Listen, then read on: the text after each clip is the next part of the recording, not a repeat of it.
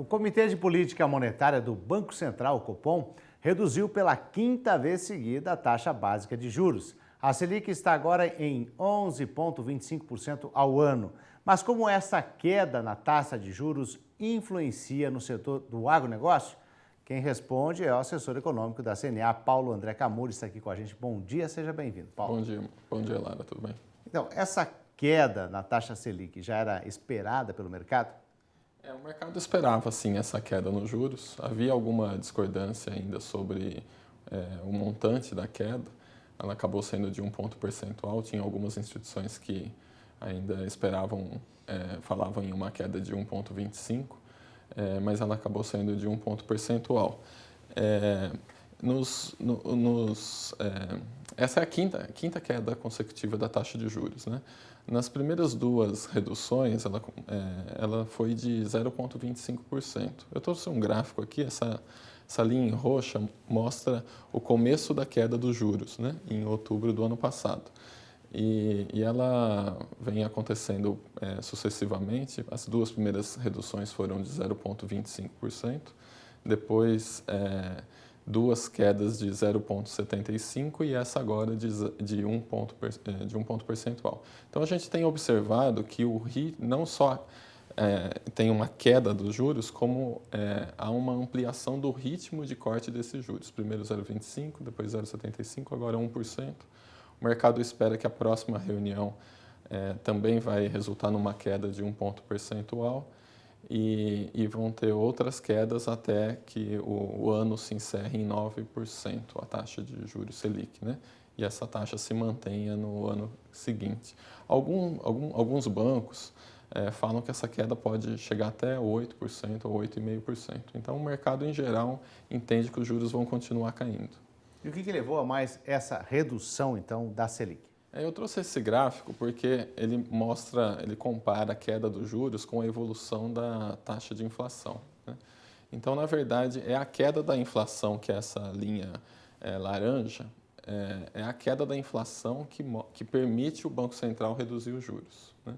Você vê que a taxa de inflação começou a cair um pouco antes do movimento de queda de juros, né?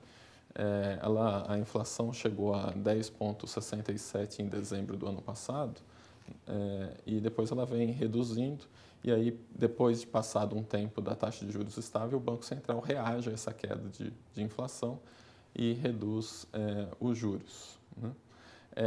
Então, essa é a evolução geral da inflação, né, que está caindo aqui em laranja. Hoje está em 4,57, bastante próximo do centro da meta, que é 4,5. Essa é a evolução geral, mas em mais detalhes sobre a inflação, né, o IBGE divulgou o Índice de Preço ao Consumidor Amplo, o IPCA, que é a medida oficial de inflação no Brasil, e em março a inflação fechou em 0,25. Você observa que isso reflete essa queda que eu estava mostrando naquela linha laranja, né? Porque em março desse ano a inflação fechou 0,25, que é menor do que em fevereiro, ou seja, o mês anterior, 0,33, é bem menor também do que março do ano passado, que foi 0,43. Então, esses números mostram que a inflação tem se reduzindo e continua vindo cada vez menor, né? Esse índice geral da inflação ela é reflexo de diversos grupos, né? Alimentação e bebidas, habitação, etc. Nesse mês de março, o grupo que mais subiu de preços foi habitação, puxado principalmente pela energia elétrica, que subiu 4,40%. Dos produtos do agronegócio, a maioria dos produtos do agronegócio estão dentro desse grupo de alimentação e bebidas, né?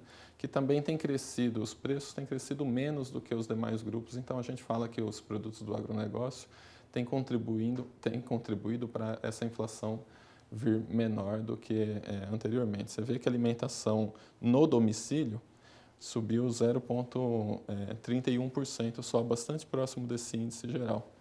Em termos de produtos, esse grupo de alimentação e bebidas tem subido bem pouco, né? Os preços têm contribuindo para essa inflação estável. Em termos de produtos, os produtos que mais caíram de preço foram os feijões, né? Você vê que o feijão, ano passado, eu até vim aqui algumas vezes e falei que... O vilão.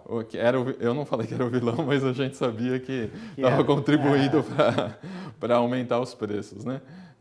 E agora os feijões viraram mocinhos, né, nessa questão da inflação. Os feijões todos caíram de preço, o preto caiu 9%, o carioca 5,6%, o mulatinho caiu 4,5%. Farinha de trigo também caiu 3,5%. E teve aqui algum aumento de preço, principalmente do tomate, 14%. E além da inflação, quais outros fatores estão aí no radar do Copom? Então, essa queda de preço de alguns produtos de alimentação e bebidas, ou estabilidade de outros, né, do preço de outros, afeta a economia porque diminui os custos da economia em geral, de todos os agentes, né? Outro fator importante para reduzir os custos é a taxa de câmbio, né? Porque muitos preços são dolarizados ou atrelados à taxa de câmbio, né? Indexados em alguma medida à taxa de câmbio. Petróleo, transporte, fretes, né? E mesmo alguns produtos agrícolas que têm o preço em dólar. Então, se o dólar está estável, significa que o preço desses produtos também vai ficar estável. E a gente tem observado que a taxa de câmbio está bastante estável aqui num patamar de entre 3,10 e 3,40 há bastante tempo já. Ele caiu de um patamar de 4% no início do ano passado e se estabilizou aí na faixa de 3,15. Ontem fechou a 3,10, né? A expectativa é de que feche o ano a 3,30. Então isso daqui contribui, o câmbio estável também contribui para os custos ficarem estáveis, né? E aí a inflação fica dentro da meta. E, infelizmente, outro fator que tem contribuído para a inflação ficar estável é a desaceleração da atividade econômica, né? A economia ainda está bastante desaquecida. O Banco Central soltou essa semana, um índice que chama IBCBR, mostrando que a atividade econômica acelerou em fevereiro. Ela tinha acelerado também em 0,6 em janeiro, acelerou 1,3 em fevereiro, mas no acumulado de 12 meses ainda está negativo em 3,5. Então é uma boa notícia, em fevereiro a atividade cresceu, mas se a gente olha numa perspectiva mais ampla, ainda teve queda de atividade econômica. Isso puxa os preços para baixo. Como é que esse ambiente de queda de juros afeta o setor do agronegócio? O ambiente de queda de juros é sempre positivo, né? Porque gera a perspectiva de que vai aumentar a demanda por produtos não só do agronegócio, mas da economia como um todo, né? À medida que os juros menor diminui o custo do crédito e as pessoas passam a demandar mais. Isso vai levar um pouco mais de tempo, né?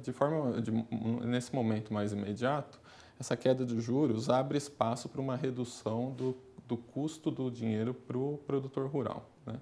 Então, a CNA tem participado ativamente dessa negociação junto ao governo federal, na definição do Plano Safra, né, do próximo Plano Safra, para tentar repassar para os produtores, via taxa de juros de custeio e de financiamento do investimento, repassar aos produtores os ganhos dessa taxa de juros menor na economia.